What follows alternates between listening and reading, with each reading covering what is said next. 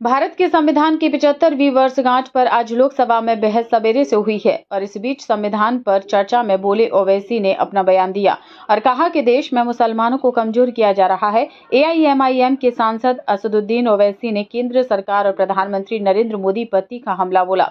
उन्होंने संविधान के अनुच्छेद 26 का हवाला देते हुए वक्फ संपत्तियों को लेकर सरकार की मंशा पर सवाल उठाए। ओवैसी ने कहा, अनुच्छेद 26 धार्मिक समूहों को अपने धार्मिक और परोपकारी उद्देश्यों के लिए संस्थान स्थापित और उनका प्रबंधन करने का अधिकार देता है। प्रधानमंत्री कहते हैं कि वक्फ का संविधान से कोई संबंध नहीं है।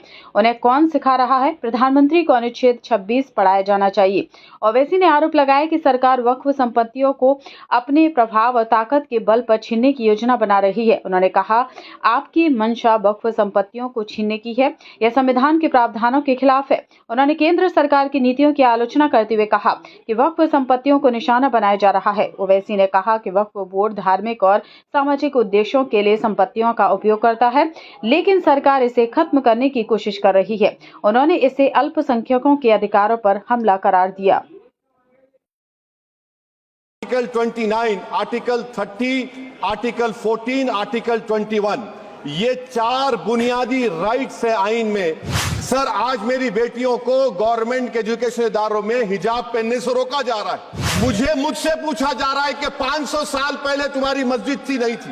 अंबेडकर आज जिंदा होते तो बाबा साहब को भी कहते कि आप जाकर परमिशन लो, तब मजहब बदलना पड़ेगा आपको। जब पार्लियामानी जमहूरियत की कामयाबी किस बुनियाद पर होती है? पार्लियामानी जमहूरियत की कामयाबी का पैमाना मैं आपको बताता हूं। Article 25, article 26, article 29, article 30, article 14, article 21, ये 4 बुनियादी राइट्स है आइन में, जिसको हम सामने रखकर मैं आपको बताऊंगा कि क्या वाकई में उन कमजोर तबकात से इंसाफ हुआ।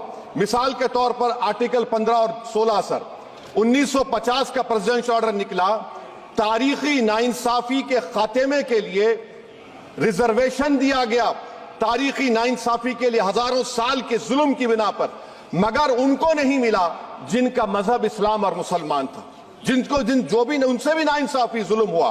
दूसरी बात सर, दूसरी बात, दफा 25 में प्रोफेस कहा गया, आर्टिकल 25 टॉक्स प्रोफेस। सर, आज मेरी बेटियों को गवर्नमेंट के एजुकेशन इदारों में हिजाब पहनने से रोका जा रहा है, तो ये आर्टिकल 25 का प्रोफेस कहां तक कामयाब हुआ, ये अक्लमंद लोगों पर छोड़ता हूं। प्रैक्टिस सर, आर्टिकल 25 में अमल करना। कई रियासतों ने ऐसा कानून बना दिया कि आप ये नहीं खा सकते, आप वो नहीं खा सकते, कैटल स्लॉटर एक्ट का एक्ट बना दिया। आप बताइए कि हरियाणा, राजस्थान में पुलिस की अख्तियारात गौरक्षक को दे दिए और उन अख्तियारात का बेजा इस्तेमाल मॉब लिंचिंग में हुआ। किसका हुआ? एक लड़का था साबिर मलिक बंगाल का, मार के पीट कर मार दिया गया। क्यों? क्योंकि उसने बीफ खाया, बाद में मालूम हुआ नहीं खाया। जुनैद और नसीर को गाटमीका के थे, उनको जिंदा जला दिया गया। सर, फिर प्रोपगेट, आप ये आर्टिकल 25 का 3rd सेक्शन प्रोपगेट, आज आप देख रहे हैं कि मुझसे पूछा जा रहा है कि 500 साल पहले तुम्हारी मस्जिद थी, नहीं थी। ख्वाजा अजमेरी की दरगाह कह रहे नहीं है। अरे सर, अगर मैं इस पार्लियामेंट में खोद दूं, इसमें गड़ा कर दूं, तो खाने जहां का हिस्सा मिलेगा तो मेरी हो जाएगी ये। आप बताइए। अब आप देखिए ये प्रोपोगेट क्या हो रहा है। अच्छा, जो तब्दीली मजहब का कानून, तब्दीली मजहब, मैं तब्दील मजहब नहीं कर सकता, सरकार से पूछना पड़ेगा मुझे अपना मजहब बदलने के लिए। अगर अंबेडकर आज जिंदा होते तो बाबा साहब को भी कहते कि आप जाकर परमिशन लो, तब मजहब बदलना पड़ेगा आपको। ये हालात आज यहां पर पैदा हो चुकी है। सर, आर्टिकल 26 देखिए, it gives religious denomination the right to establish and maintain institution for religion charitable. वजीर आजम कहते हैं कि वक्फ का ताल्लुक संविधान से नहीं है। अरे कौन पढ़ा रहा है वजीर आजम को? आर्टिकल 26 पढ़ा लीजिए। आर्टिकल 26 की बात कही गई। मकसद क्या है कि वक्फ की जायदादों को अक्सरियती तबके के लिए छीन कर दे दिया जाए। आप अपनी ताकत की बुनियाद पर छीनना चाह रहे। सर, दफा 29 पे आ जाइए, आर्टिकल 29, लैंग्वेज का, जबान का तहफ्फुज है। उर्दू को खत्म कर दिया गया, वो उर्दू जिसके हमारे मुजाहिदीन आजादी ने आजाद नारा दिया था, इनकलाब जिंदाबाद का, उस जबान को आप खत्म कर रहे हैं। कल्चर, आप कल्चर की बात इनसे पूछ लीजिए, वो बोलेंगे नहीं, हमारा जो कल्चरल नेशनलिज्म है वो कल्चरल नेशनलिज्म नहीं है बीजेपी का, वो कल्चरल नेशनलिज्म आला जात का हिंदुत्व का नेशनलिज्म है जो भारत के इंडियन नेशनलिज्म से बिल्कुल मुख्तलिफ है। सर अब आप आ जाइए, सर आर्टिकल 30 पे आ जाइए, सर आर्टिकल 30 पे आ जाइए। सर आर्टिकल 30 में माइनॉरिटीज को राइट दिया गया, This house has passed a law in 1981 to give marks at AMU. This government went to the Supreme Court and said, no, we'll oppose minority status. This house voice was suppressed in the Supreme Court, sir. That is why I say that the executive has argued contrary to the parliament. Sir, right to life तो उस वक्त भी था। मैं आपको मिसाल दे रहा हूं सर, दिसंबर 63 में 63 में कश्मीर में रसूलुल्लाह सल्लल्लाहु अलैहि वसल्लम के मुंह मुबारक की चोरी हुई तो पूरे देश में sir only 2 minutes, Please, I know. Only 2 minutes, sir.